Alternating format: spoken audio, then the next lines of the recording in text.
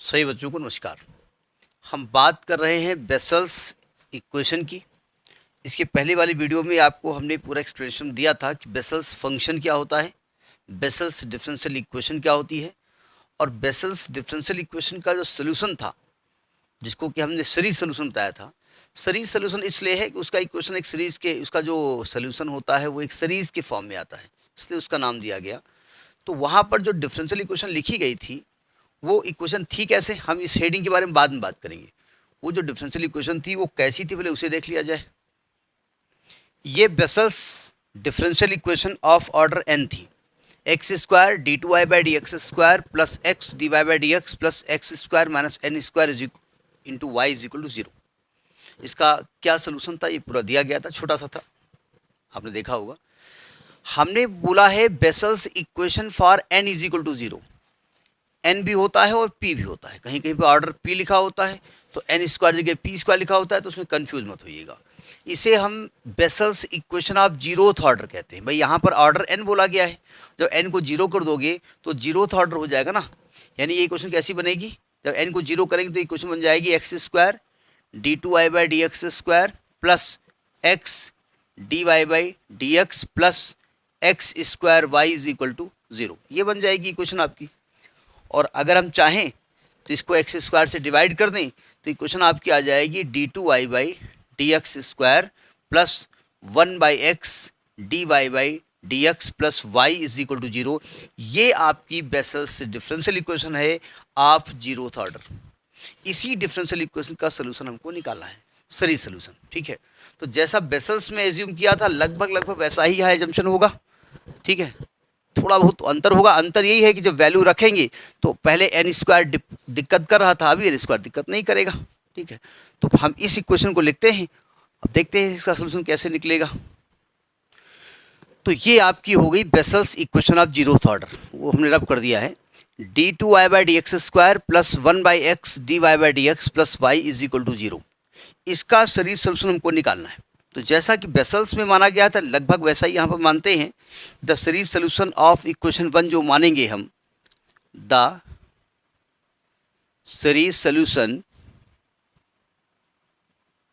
Of equation one. यहाँ पहुँचने के पहले आप इसके पहले का वीडियो जो बेसल्स इक्वेशन है उसको जरूर देख लीजिएगा, तब यहाँ पहुँचिएगा। अदरवाइज समझ में तब भी आ जाएगा, नहीं मतलब आ जाएगा तब भी, लेकिन थोड़ा वहाँ पर ज़्यादा बेसिक बताया गया है। तो यहाँ सोल्यूशन क्या माना जाएगा, y is equal to sigma. अब चाहे ए आर लिखो चाहे ए के लिखो, वहाँ ए आर लिखा था, थोड़ा चेंज कर देते हैं a k, x power m plus k, where k varying from zero to infinite. हमने इसलिए के माना है कि आर कोई यहाँ की उसकी बपौती नहीं कि आर ही लिखा जाएगा, यहाँ कुछ भी लिखा जा सकता है। ठीक है, यानी कि अगर हम यहाँ पर आर की या के की वैल्यू रखना शुरू कर देंगे तो सोल्यूशन कुछ इस प्रकार से आएगा, एक्स पावर एम बाहर हो जाएगा तो आएगा ए जीरो एक्स की power zero plus a one x plus a two x square plus one, कुछ इस प्रकार का सोल्यूशन हमको मिलेगा। तो हमको एक्चुअली में a zero a one a two a three सबकी वैल्यू निकालनी पड़ेगी। ठीक है, अब जो आप बता रहे हो कि जो y बराबर आपने एज्यूम किया है ये इस डिफरेंशियल इक्वेशन का सोल्यूशन है, तो मतलब ये हुआ कि ये जो वैल्यू होगी ये इस इक्वेशन को सेटिस्फाई करेगी। तो y की वैल्यू यहाँ रखिएगा, यहाँ से d y by d x निकालिए, यहाँ से d two y by d x square निकालिए और इस वैल्यू को यहाँ रख दीजिए। अब यही तो कह रहे हो ना इसका सोल्यूशन है। तो सोल्यूशन होने का मतलब क्या होता है, ये वैल्यू उस इक्वेशन को सेटिस्फाई करेगी जिस इक्वेशन की ये सोल्यूशन है। तो इसको दो बार डिफ्रेंशिएट कर दो, differentiating equation two twice with respect to x. क्या होगा, यहाँ आएगा d y by d x is equal to sigma k varying from zero to infinite a k. जब इसको एक बार डिफ्रेंशिएट करोगे तो ये वैल्यू क्या आएगी, एम प्लस के एक्स की power m plus k minus one, ये आएगी ना। और जब दोबारा डिफ्रेंशिएट करोगे and d two y by d x square करोगे तो क्या आएगी sigma k varying from one zero to infinity, a k पहले से लिखा हुआ है, ये एम प्लस के आएगा, M plus k minus one आएगा, एक्स की पावर आएगा m प्लस के माइनस 2। अब आपने y भी निकाल लिया, dy बाई डी एक्स भी निकाल लिया और d2y by d x square भी निकाल लिया। अब चूंकि आप कह रहे हो कि ये इसका सोल्यूशन है, तो putting all these values in equation number 1, putting all these values in equation 1, इस 1 में पुट कर दीजिएगा और कोफिशिएंट को इक्वेट करिए और कांस्टेंट की वैल्यू निकालिए। देखिए जब वैल्यू रखेंगे, ज़रा इसकी जगह वैल्यू ये रखिए, क्या लिखा जाएगा, सिग्मा, ये लाइन हम थोड़ा दूर से खींचते हैं, डिस्टर्ब न करें, के varying from 0 to infinity a के m plus k minus 1 x की power m plus k minus 2। ये हमने रख दिया इसकी जगह वैल्यू, है ना, इसके नीचे लिख रहा हूँ प्लस 1/x। अब आपको वैल्यू किसी रखनी पड़ेगी, dy बाई डी एक्स की वैल्यू क्या निकाली है आपने, ये निकाली है, सिग्मा के varying from 0 to infinite a के m प्लस के इंटू एक्स की power m plus k minus 1 plus plus कहाँ गया प्लस। अब y की वैल्यू रखिएगा, क्या रखेंगे, सिग्मा के varying from 0 to infinite a k x की पावर m प्लस के। सावधान, अगले स्टेप में थोड़ा सा एक अमेंडमेंट होगा। अगर ध्यान से आप देखिए तो पहले वाले स्टेप में कोई दिक्कत नहीं, दूसरे में एक x अपान में आया हुआ है, तो ये जो x की पावर है इस पावर में जाके माइनस हो जाएगी, डिवाइड में है ना। तो जब आप m प्लस के माइनस 1 में इसको माइनस करोगे जाकर के, तो अगले स्टेप में ये यहाँ से गायब हो जाएगा और यहाँ ये -2 हो जाएगा।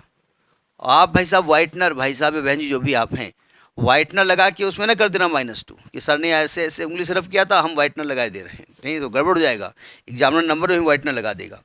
अब ध्यान से देखिए, ये जो पहला स्टेप है और ये दूसरा स्टेप है, इसमें सब में x की power m plus k minus 2, सब में मतलब दोनों में कॉमन है, तो कॉमन ले लिया जाए। तो हम पहले इसको रब करते हैं, इधर लिखना शुरू करें, क्योंकि बहुत लंबी कैलकुलेशन होती है ना, या तो बहुत लंबा बोर्ड हो, तो बहुत लंबा बोर्ड होगा तो कहाँ तक लंबा होगा, ठीक है।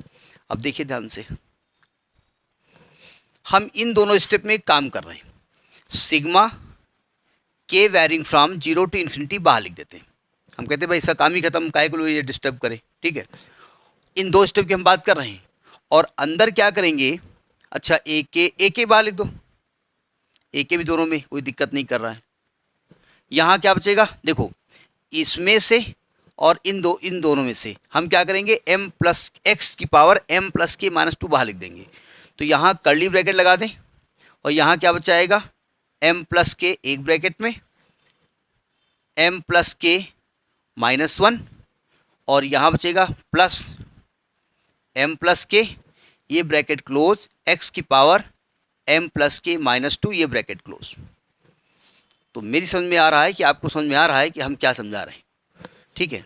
अब ये बचा, इसको अलग कर दो, प्लस सिग्मा के varying from 0 to infinite a k x की पावर m प्लस के इज इक्वल टू 0, ठीक है। अब जरा देखिए यहाँ पर कुछ कैलकुलेशन दिख रहा है, इन दोनों स्टेप में से m प्लस के कॉमन है, ऊपर लिखेंगे, इसी में ऊपर नीचे लिखते रहेंगे, एक एक स्टेप हम बढ़ाते रहेंगे, आप रब ना करते रहना। अगला स्टेप ये है एक तरीके से, ठीक है, हम ऊपर लिख रहे हैं जरूर, लेकिन अगला स्टेप है, ये ना समझना कि ये लिखेंगे फिर ऊपर वाले को वाइटनर लगा देंगे। देखो लिखा जाएगा सिग्मा के varying from 0 to infinite a के, ध्यान से देखिएगा, इन दोनों में से क्या कॉमन दिख रहा है आपको, m प्लस के, तो m प्लस के हम ले लेंगे कॉमन। अंदर क्या बचेगा, यहाँ बचेगा m प्लस के माइनस 1, यहाँ बचेगा +1, ब्रैकेट अभी क्लोज नहीं है, x की power m plus k minus 2, ये ब्रैकेट यहाँ क्लोज हुआ है, और प्लस a के, क्या लिख रहे हो भाई, ये सिग्मा के varying from 0 to infinity a के x की पावर m प्लस के इज इक्वल टू 0। अब अगर ध्यान से आप देखिए तो आपको एक चीज़ दिख रहा होगा कि ये 1 1 कैंसिल हो गया ना, और यहाँ भी m प्लस के आया, यहाँ भी m प्लस के आया, क्या बन गया ये बन गया m प्लस के का होल स्क्वायर। हम स्टेप बाय स्टेप समझा रहे हैं, समझ में आ रहा होगा आपको, ठीक है। लेकिन एकदम से फाइनल तक ना पहुँचिएगा, आप इसको कॉपी पेन लेकर लिखते जाओगे तब समझ में आएगा। तो ये क्या होगा, sigma k varying from 0 to infinite a के, ये क्या बचेगा m प्लस के का होल स्क्वायर, इस ब्रैकेट को लगाने की ज़रूरत नहीं है, इंटू एक्स की power m plus k minus 2 plus sigma k varying from 0 to infinite a k x की पावर m प्लस के इज इक्वल टू 0। यहाँ तक गाड़ी कुछ पहुँची, ठीक। हमें एक्चुअली कोफिशिएंट इक्वेट करने हैं, हमें a0, a1, a2, a3 की वैल्यू निकालनी है, बस उसी लिए हम तामझाम कर रहे हैं। अब हमने बताया था कि इसमें कोफिशिएंट निकालने के लिए या कांस्टेंट निकालने के लिए, इसको इक्वेशन नंबर 3 डाल दो फिलहाल। कांस्टेंट निकालने के लिए हमको एक इंडाइसल इक्वेशन बनानी पड़ेगी, यानी first of all we make the indicial equation. तो आप लिखेंगे first of all we write and indicial equation, INDICIAL equation. कुछ लोग इंडिसियल इक्वेशन कहते हैं, कुछ लोग इंडाइसल कहते हैं। तो हमें कौन एग्जाम में नाम देना है कि इसके इंडाइसल कहेंगे, इंडिसियल कहेंगे, स्पेलिंग देख लो, INDICIAL, ठीक है। उसके लिए हम क्या करते हैं, देखिए चूंकि आपकी जो पावर है ना वो इंक्रीजिंग ऑर्डर में है, भाई के को रखोगे 0 तो m आएगा, के को रखोगे 1 तो m प्लस 1 आएगा, के को रखोगे 2 तो m प्लस 2 आएगा। तो आपने जो सोल्यूशन माना है वो इंक्रीजिंग ऑर्डर में माना है। तो अगर मैं कहूँ x की हाईएस्ट पावर को 0 कर दो, तो हम कहेंगे हाईएस्ट पावर हमको नहीं मालूम, क्योंकि हाईएस्ट पावर में k को इनफाइनाइट मानना पड़ेगा। तो हम क्या करते हैं इसके लिए कि x की जो लोवेस्ट पावर होती है उसके कोफिशिएंट को 0 कर देते हैं। इंडाइसल इक्वेशन बनाने के लिए क्या करेंगे, we equate the coefficient of lowest power of x, that is. अब लोएस्ट पावर ऑफ x मिलेगी कब, भाई लोएस्ट पावर ऑफ x कैसे मिलेगी, अगर हम उसकी हम बात नहीं कर रहे हैं। ये जो सोल्यूशन है ना वो इंक्रीजिंग पावर ऑफ x में आपने लिखा है, डिक्रीजिंग पावर में भी लिखा जा सकता है, ये ध्यान रखिएगा। इसको इंक्रीजिंग पावर ऑफ x में लिखा है, तो जब k को रखेंगे 0 तो सबसे लोएस्ट होगा। तो इसका मतलब जब हम k को 0 करेंगे तब ये लोएस्ट पावर आएगी। तो अगर मैं k को रख दूं 0 तो यहाँ पर पावर आएगी m-2 x की, और यहाँ पर आएगी पावर m नहीं आएगी। अगर मैं यहाँ पर 2 स्टेप है ना, एक ये स्टेप है जिसमें x है, एक ये टर्म है जिसमें x है। तो दोनों में अगर हम k को 0 करते हैं तो यहाँ पर x की पावर क्या आएगी, m-2, और यहाँ पर x की पावर क्या आएगी, m। तो दोनों में लोएस्ट पावर क्या है, x की पावर m-2, यानी हमको x की पावर m-2 0 करना पड़ेगा, ठीक है। तो m-2 के लिए क्या करेंगे, r को रखेंगे 0, तो इक्वेशन क्या आएगा, तो बाई इक्वेशन 3 यहाँ क्या वैल्यू आएगी, k को रख रहे हैं 0, एक्चुअली वो r पिछले स्टेप में लिखा था इसलिए बार बार r निकल रहा मुँह से, यहाँ हमने k मान लिया है, इसलिए माना था कि r कोई यहाँ पर उसकी बपोती नहीं है, हम k भी मान सकते हैं, इसलिए हमने k माना था, ठीक है। तो k को रखेंगे 0 तो क्या बन जाएगा, a0, यहाँ रखेंगे k को 0 तो क्या बन जाएगा m², और ये आएगा x की पावर लेना नहीं है तो इसके कोफिशिएंट को हमने 0 कर दिया, क्योंकि कोफिशिएंट लेना है ना। अब चूंकि यहाँ पर a0 की वैल्यू 0 नहीं हो सकती, as a0 is not equal to 0, इसलिए m की वैल्यू 0 आ गई। तो पहला प्रूफ हुआ कि m की वैल्यू यहाँ पर 0 आ गई, ठीक है। ये इंडाइसल इक्वेशन है, इसमें m की केवल एक वैल्यू आई है, m का केवल एक रूट आया है, ठीक है। तो m की एक वैल्यू ये शो करती है कि जो इंडिसियल इक्वेशन है या इंडाइसल इक्वेशन, हम बार बार कह रहे हैं कि इसको इंडाइसल पढ़ो चाहे इंडिसियल पढ़ो, ठीक है। हम इंडाइसल पढ़ रहे हैं, इंडिसियल पढ़ रहे हैं, चलो इंडिसियल पढ़ लेते हैं। हमारे 10 लोगों ने इंडिसियल पढ़ा, हमने इंडाइसल पढ़ा, तो आप कहेंगे अजीब मूर्ख आदमी है, यही गलत पढ़ रहा है, तो हम दोनों पढ़े दे रहे हैं। तो बोले चूँकि m की, भाई ये तो m की पावर में जा रही है ना वैल्यू, k तो 1 2 3 4 है, तो m की पावर में आएगी, m पावर 2 यहाँ पर आएगी वैल्यू, तो m की केवल एक वैल्यू आ रही है ना, इसका मतलब इसमें केवल एक रूट है इसका, ठीक है। अब क्या करना पड़ेगा, a0 तो हमने कुछ निकाल लिया, a0 की वैल्यू के टर्म में कुछ वैल्यू आ गई। अब जरा सेकेंड पावर x की करेंगे, सेकेंड पावर ऑफ x की करेंगे तो k का मान क्या रखेंगे, 1 रखेंगे। देखो जब k का मान 1 रखोगे ना, यहाँ पर x की पावर क्या आएगी, x की पावर आएगी m-1, m+1 -2 है ना, और यहाँ पर x की पावर क्या आएगी, m+1। तो दोनों में x की लोएस्ट पावर क्या है, m-1। अब हमको सेकेंड एक्स की पावर यानी के को 1 रखेंगे और next lowest power of x निकालेंगे। Putting k is equal to 1, we get the next lowest power of x, lowest power of x, that is x की पावर क्या रखा जाएगा m-1। तो equating it to 0, equating its coefficient to 0, इसके coefficient को 0 कर दो, यानी m को क्या रख दो 1 रख दो। तो जब 1 रखोगे तो यहाँ वैल्यू क्या आएगी a1 आएगी, a1 आएगी इनटू, और k को आपने 1 लिख दिया है, ठीक है। तो क्या आएगा m+1 का होल स्क्वायर आएगा, तो m+1 का होल स्क्वायर आएगा और इज इक्वल टू क्या आ जाएगी वैल्यू 0। गाड़ी यहाँ पहुँच गई है, समझ में आ गई बात। अब ज़रा सावधान, m की वैल्यू ऑलरेडी आप 0 कर चुके हैं, तो m को जब 0 करेंगे तो a1 की वैल्यू क्या आ जाएगी 0, तो a1 0 प्रूफ हो गया, यानी a0 के टर्म में हम आंसर लिखेंगे सभी, और a1 यहाँ 0 प्रूफ होके आ रहा है। अब a2 a3 a4 निकालेंगे तो कहाँ तक वैल्यू निकालेंगे, k को 2 रखेंगे फिर a2 आएगा, फिर k को 3 रखेंगे a3 आएगा, तो दिक्कत आ जाएगा ना।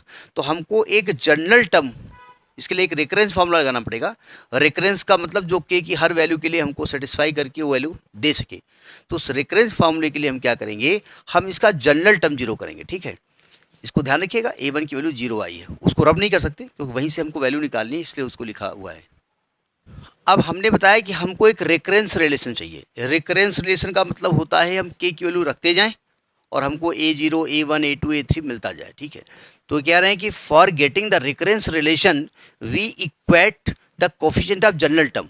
जनरल टर्म बोले तो जब k की वैल्यू k रखी जाएगी, और जब k रखेंगे तो यहाँ पर x power m plus k आएगी, तो हम m प्लस k के कोफिशिएंट को 0 करेंगे। ज़रा सावधान, अब देखना ही पड़ेगा कि x की पावर m प्लस k कब आएगी, बहुत ध्यान से समझिएगा। अब ज़रा पहला टर्म देखिए, पहला टर्म दिया हुआ है x की पावर, ज़रा पहला टर्म देखिए, दिया है x की power m plus k minus 2। भाई जब आप m प्लस k लिखोगे तो k की बहुत सारी वैल्यू लिखी जा चुकी होंगी ना, 0 1 2 3 4 5 6 k प्लस 1 k प्लस 2 बहुत सारी वैल्यू लिखी जा चुकी होंगी।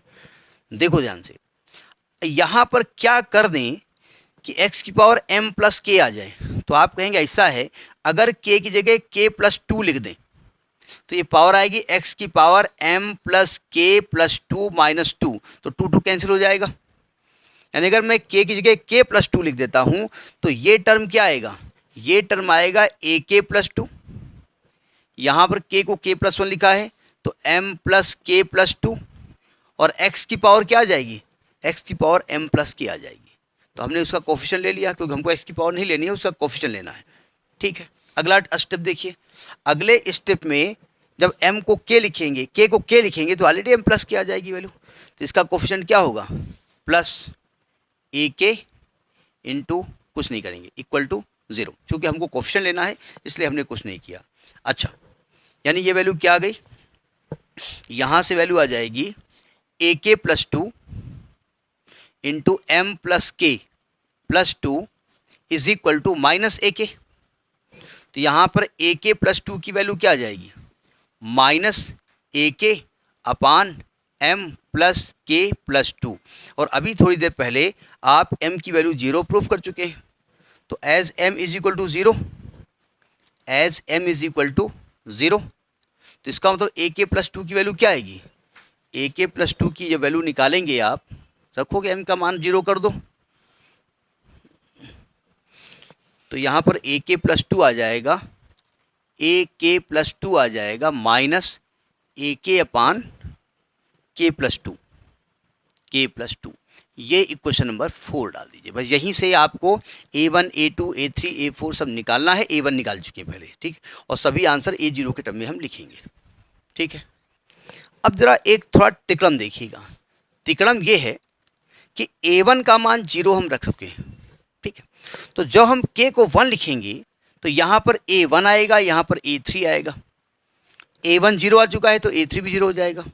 k को हम जब 2 नहीं लिखेंगे, 2 लिखेंगे तब, हाँ 2 लिखेंगे तो यहाँ लेकिन यहाँ तो A2 आ जाएगा। जब A को 3 लिखेंगे तो यहाँ 5 आएगा, यहाँ A3 आएगा।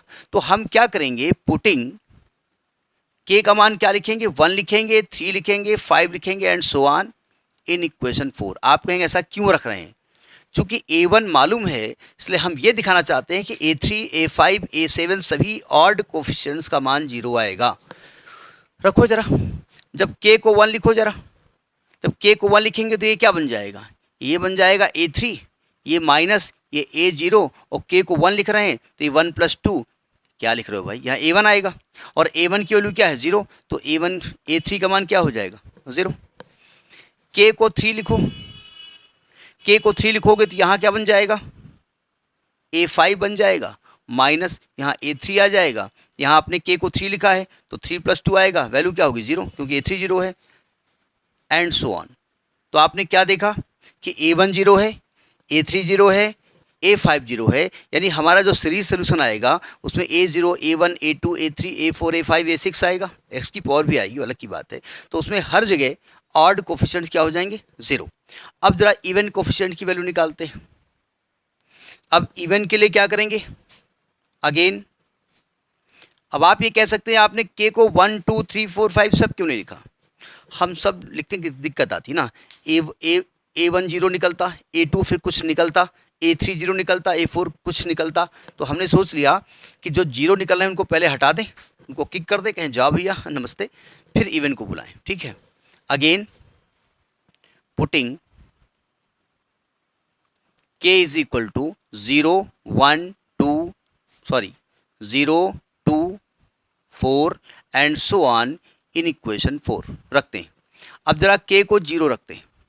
जब K को 0 करोगे तो ये साइड क्या आ जाएगी, ये साइड आ जाएगी A2 माइनस यहाँ क्या आ जाएगा A0 और ये आएगा 0 + 2, यानी ये माइनस A0/2 आएगा। एनी प्रॉब्लम, इसी टर्म में आंसर लेना है, A0 के टर्म में आंसर आएगा, बाद में A0 के कुछ माना जाएगा तो बात की बात है। आपको याद होगा कि बेसल्स साहब ने कुछ माना था A0 को, अब यहाँ मानते नहीं मानते हो तो जब बात होगी तब हम बात करेंगे।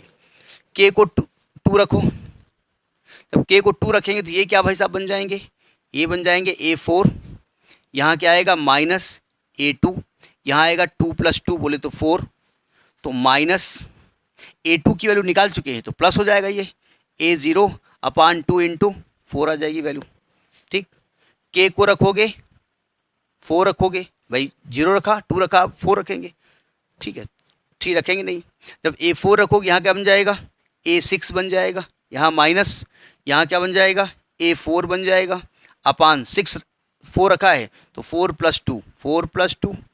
अच्छा A4 की वैल्यू रखो उठा करके तो -1/4 + 2 और A4 क्या निकला है A0/2 × 4, यानी कि -A0/2 × 4 × 6 एंड सो ऑन। समझ में, यहाँ तक बात समझ में आ गई होगी।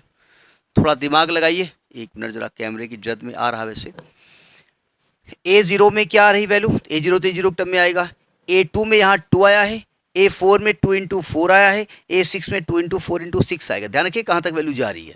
अब ये सब वैल्यू उठाइए और इक्वेशन नंबर 2 जहाँ पर आपने इसका सोल्यूशन माना था सिग्मा A के x⁻m+ की, वहाँ उठा के रख दीजिए, ठीक है।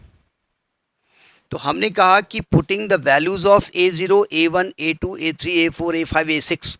अब आप कहेंगे आपको इतनी वैल्यू रखने की क्या ज़रूरत है, अरे भैया A1, A3, A5 तो 0 ही हो जाएगा, और कम से कम कोई सीरीज अगर लिख रहे हो तो सीरीज में 2-3 स्टेप तो लिखोगे ना, एक ही स्टेप लिख दोगे, तो इसलिए हमको यहाँ तक वैल्यू लिखनी पड़ेगी।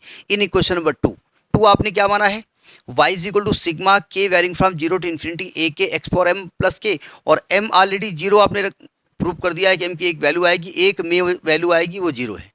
तो जब हम सिग्मा खोलेंगे तो एक्चुअली क्या आएगा A0 + A1x + A2x² + A3x³ + A4x⁴ + A5 and so on, ऐसे लिख देते हैं, ठीक। देखिए A0 तो A0 ही रहेगा, A1 ऑलरेडी 0 हो चुका है, और A2 के लिए -A0/2, तो यहाँ पर आ जाएगा -A0/2 × x, A2, A3 1 minute x² आएगा, A2 है ना, A3 0 हो गया, A4 क्या आएगा प्लस A0/2 × 4 x⁻6, फिर A5 0 हो जाएगा, A6 minus a0 upon 2 into 4 into 6 x power 6 x power 0 x power 4 and so on. ठीक, अब अगर ध्यान से देखें तो यहाँ a0 कॉमन हो जाएगा, तो 1 minus 1/2 x square plus 1/2 into 4 x power 4 minus 1/2 into 4 into 6 x power 6 plus so on. इसी को कहेंगे series solution of vessels equation of zeroth order. ठीक है, ये सोल्यूशन आपका होगा। तो इसी को कहा जाता है this is the solution of vessels equation for zeroth order. ये काम हो गया। लेकिन बेसल साहब ने इस कांस्टेंट की वैल्यू अपने हिसाब से एडजस्ट की थी और बेसल्स फंक्शन बनाया था। तो आप लिखेंगे a0 चूंकि यहाँ का आर्बिट्री कांस्टेंट है, as a0 is arbitrary constant, arbitrary constant. Arbitrary का मतलब होता है कि देखो दो प्रकार के कांस्टेंट पढ़े हैं आपने, एब्सोल्यूट कांस्टेंट और आर्बिट्ररी कांस्टेंट। एब्सोल्यूट कांस्टेंट होते हैं जैसे 2 4 6 7 ये होते हैं, ये एब्सोल्यूट होते हैं। आर्बिट्ररी होते हैं जिनकी वैल्यू आप अपने हिसाब से डिसाइड कर सकते हैं, लेकिन वहाँ पर वो कांस्टेंट रहेगा, उस फंक्शन में, उस सोल्यूशन में वो कांस्टेंट रहेगा। तो यहाँ पर a0 को 1 माना गया है, हियर a0 जो है 1 हो जाएगा। तो जो सोल्यूशन यहाँ बनेगा तो उसको कहेंगे इसको ही क्वेश्चन नंबर, ये y है ना, तो इसको ही क्वेश्चन नंबर 5 डाल दीजिएगा। तो then equation 5 can be written as, तो चूंकि यहाँ पर हमने बताया था कि बेसल साहब ने अपने सोल्यूशन को j से डिनोट किया था, तो ये j0x हो जाएगा। 0 indicate for the zeroth order is equal to, इसको 1 मान लिया है तो आपका ये हट जाएगा और ये हट के ये आपका j0x आ जाएगा। यहाँ पर j0 लिख दो, अच्छा वहाँ पर काहे को हटाओगे यहाँ पर, तो ये हो जाएगा j0x is equal to 1 minus 1/2 x square plus 1/2 into 4 x power 4 minus 1/2 into 4 into 6 x power 6 plus 1। तो ये आपका Bessel's function of zeroth order है। यहाँ पर जो j0x है उसको कहते हैं Bessel's function of zeroth order. तो ये आपका बेसल का एक और इक्वेशन निकला। और यहाँ एक स्पेशल केस है कि जीरोथ ऑर्डर में स्पेशल केस कि अगर यहाँ x का मान 0 कर दें तो j0 की वैल्यू क्या निकलेगी, x को रखो 0 तो 1 बचेगा। यहाँ पर ये रिजल्ट अक्सर यूज़ होता है, j0 इज इक्वल टू 1। तो इस प्रकार से हमने बेसल्स फंक्शन या बेसल्स इक्वेशन कहिए, बेसल ने जो उसका सोल्यूशन निकला उसका नाम फंक्शन रख दिया, वो है इक्वेशन ही, वो है सोल्यूशन ही है। चूँकि सीरीज़ के फॉर्म में है तो उसको सीरीज सोल्यूशन भी कहते हैं ऑफ जीरोथ ऑर्डर। आगे किसी और वीडियो में, तब तक नमस्कार।